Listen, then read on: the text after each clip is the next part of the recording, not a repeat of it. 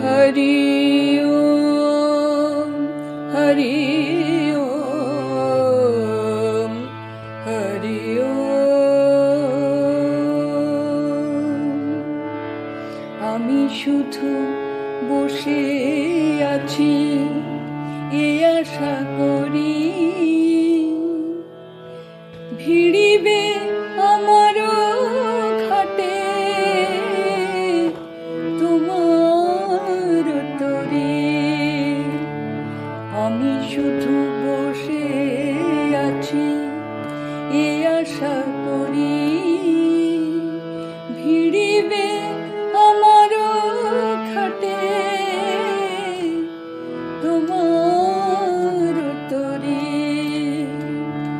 আমি শুধু বসে আছি।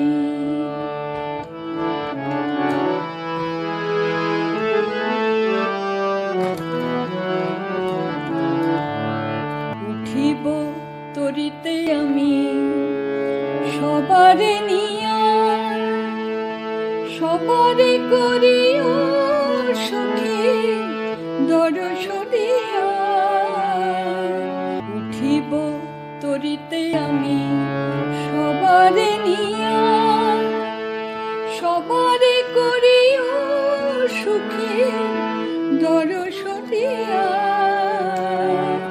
তুমি সদা থেকো গো হালতি ধরি, তুমি সদা থেকো গো হালতি ধরি।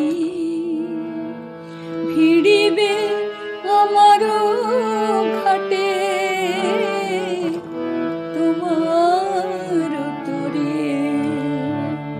আমি শুধু বসে আছি এ আশা করি ভিড়িবে আমার ঘাটে তোমার তরে।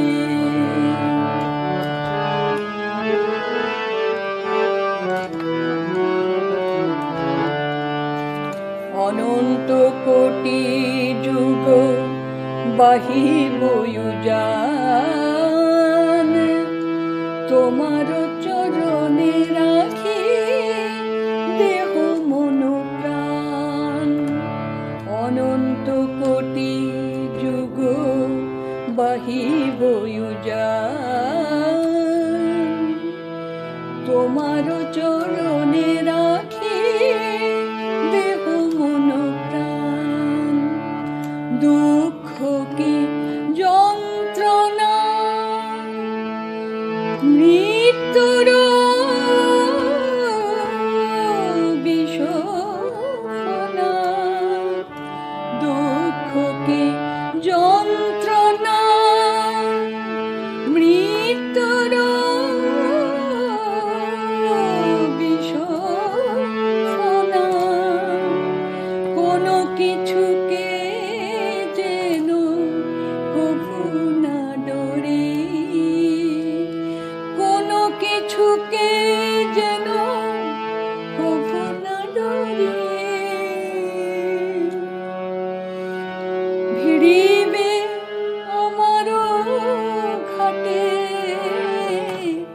তোমার তরে।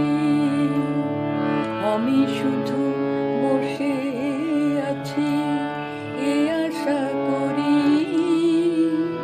ভিড়িবে আমার ঘাটে তোমার তরে। আজকের এই বিশেষ আলোচনায় স্বাগত। আচ্ছা, একটা কথা দিয়ে শুরু করা যাক। আমরা আজ এমন একটা বিষয় নিয়ে কথা বলতে যাচ্ছি যা একদিকে যেমন ভীষণ সহজ, অন্যদিকে ঠিক ততটাই গভীর। বিষয়টা হলো শ্রী শ্রী বাবামুনির লেখা এক অসাধারণ বাংলা গান মধু মোল্লার ৯০।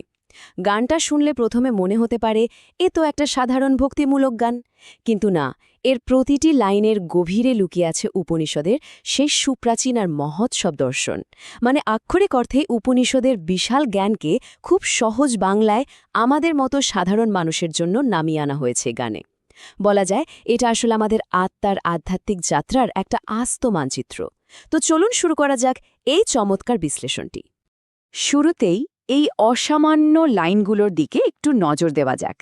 আমি শুধু বসে আছি এই আশা করি, ভিড়িবে আমার ঘাটে তোমার তরি। কি অপূর্ব, তাই না? এটা কিন্তু নদীর ঘাটে চুপচাপ বসে থাকার কোনো সাধারণ বর্ণনা নয়, বরং এটা হলো আত্মার আধ্যাত্মিক যাত্রার সবচেয়ে বড় রূপক। আসলে আমরা সবাই আমাদের জীবনের কোনো না কোনো ঘাটে ঠিক এরকমই একটা বিশেষ তরীর অপেক্ষায় বসে থাকি, তা সে ঈশ্বরের তরী হোক, প্রেমের হোক বা চিরন্তন মুক্তির তরী হোক। আর এই যাত্রার প্রথম পর্বটাই হলো অপেক্ষার শিল্প। চলুন দেখা যাক আধ্যাত্মিক যাত্রায় এই অপেক্ষার আসল অর্থটা ঠিক কী। গানের কথার সাথে কঠোপনিষদের একটা দারুণ মিল এখানে ফুটে ওঠে। গানে বলা হচ্ছে, আমি শুধু বসে আছি। এখন বসে থাকা মানেই কিন্তু নিষ্ক্রিয় বা অলস হয়ে যাওয়া নয়। কঠোপনিষদের একটা গভীর দর্শন এখানে লুকিয়ে আছে। উপনিষদ বলছে, পরম সত্তাকে কেবল নিজের মেধা, পাণ্ডিত্য বা জোর খাটিয়ে পাওয়া যায় না।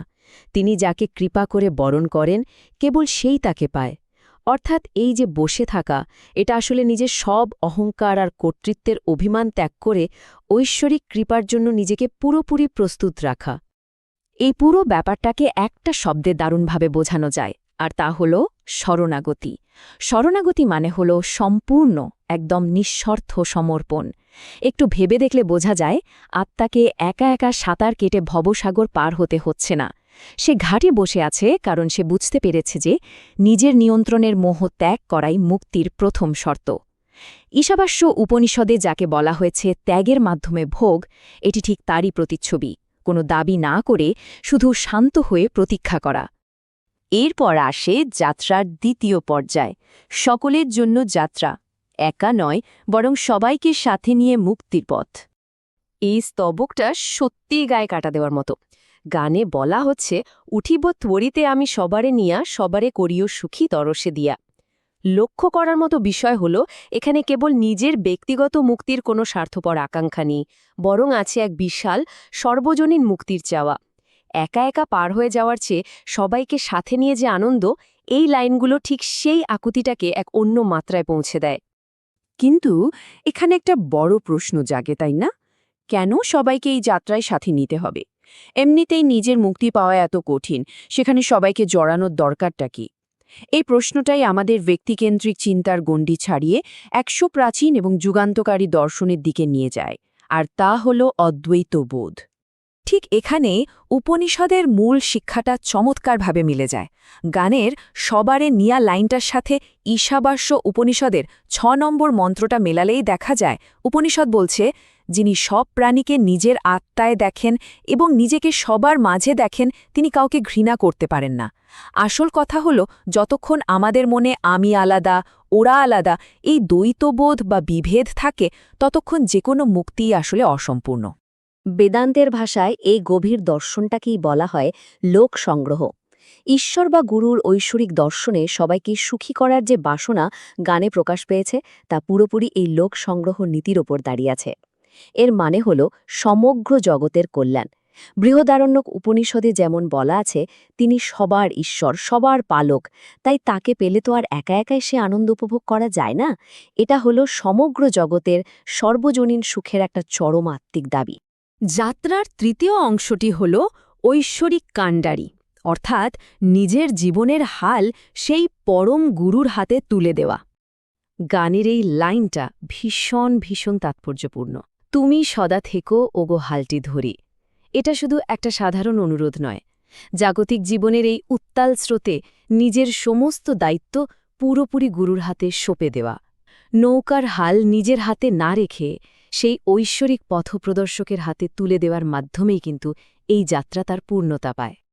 তো এই কাণ্ডারির কাজ আসলে কী? তিনি আমাদের পরম দর্শন দেন। তৈত্তিরীয় উপনিষদ বলছে, রসো বৈ সাহা, অর্থাৎ তিনি রস বা আনন্দস্বরূপ। সেই কাণ্ডারির সান্নিধ্য পাওয়াই হল অসীম আনন্দ লাভ করা। আর সবচেয়ে বড় কথা হল, তিনি আমাদের এই জাগতিক ভবস্রোতের বিপজ্জনক পথ নিরাপদে পার করে দেন। মুণ্ডক উপনিষদ ঠিক এটাই বলে যে জীবনের আসল তত্ত্ব জানতে হলে ব্রহ্মনিষ্ঠ গুরুর কাছেই সমর্পণ করতে হয়। এবং এর পরেই আসে যাত্রার চূড়ান্ত পর্ব, মৃত্যু ভয়ে জয়, যেখানে এই যাত্রা হয়ে ওঠে সম্পূর্ণ নির্ভয়।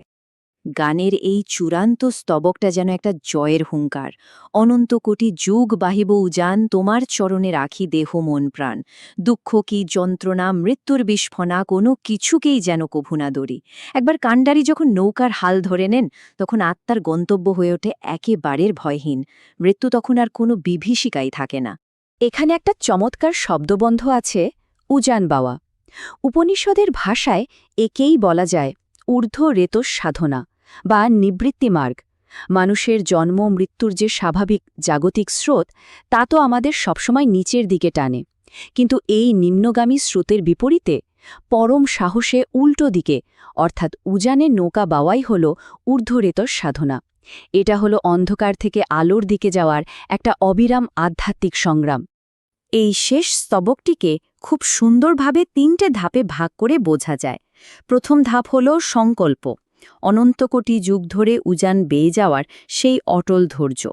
এরপর দ্বিতীয় ধাপ হল সমর্পণ, কায়মনোবাক্যে বা পঞ্চকোষে নিজের দেহ মন ও প্রাণ গুরুর চরণে সঁপে দেওয়া। আর এর চূড়ান্ত ফলটা আসে তৃতীয় ধাপে, যাকে বলা যায় নিরঙ্কুশ অভয় বা সম্পূর্ণ ভয়হীন একটা অবস্থা। উপনিষদের দর্শন ঠিক এভাবেই ভয় জয়ের রূপরেখা আমাদের সামনে তুলে ধরে। গানের কথার সাথেই উপনিষদের মিলটা এখানে এতটাই স্পষ্ট যে অবাক হতে হয়। গানে মৃত্যুর বিস্ফোরণকে ভয় না করার কথা বলা হচ্ছে, ঠিক একই সুরে তৈত্তেরীয় উপনিষদও ঘোষণা করছে যে যিনি সেই ব্রহ্মের আনন্দকে জেনেছেন তিনি আর কখনোই কোনো কিছুকে ভয় পান না, অর্থাৎ পরম সত্যের আনন্দ এতটাই প্রবল যে তা জাগতিক সব আতঙ্ককে শেকড় থেকে উপড়ে ফেলে।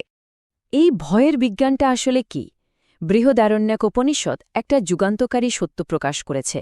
দ্বিতীয় বস্তু থাকলেই ভয় হয়, মানে ভয়ের জন্মই হয় দ্বৈতবোধ থেকে, আমি আলাদা আর অন্য কিছু আলাদা। যখন আমি আর মৃত্যু দুটো আলাদা সত্তা থাকে, কেবল তখনই ভয় কাজ করে। কিন্তু যখন একত্বের উপলব্ধি আসে, যখন সবকিছুই সে পরম সত্তার অংশ হয়ে যায়, তখন তো আর অন্য বলে কিছু থাকেই না। আর ঠিক তখনই মৃত্যু সাপের ফনার মতো মাথা নিচু করে নেয়, আর তা কেবল একটা ভ্রমে পরিণত হয়। পুরো বিশ্লেষণের শেষে একটা প্রশ্ন কিন্তু মনের ভেতর ঘুরপাক খায়। প্রাচীন উপনিষদের জ্ঞান আর এই কালজয়ী গানের বাণী আমাদের শেখাচ্ছে সমর্পণ আর একত্বের কথা। কিন্তু আমাদের আধুনিক এই অহংকেন্দ্রিক মন কি আজও সবকিছু নিয়ন্ত্রণ নিজের হাতে রেখে একা একাই ভবনদী পার হওয়ার বৃথা চেষ্টা করে ক্লান্ত হচ্ছে না?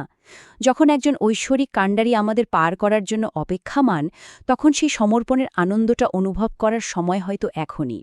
এই গভীর প্রশ্নটাই আজকের জন্য ভাবনার বিষয় হয়ে থাকুক। আধ্যাত্মিকতার এই চমৎকার আলোচনায় আজ এ পর্যন্তই।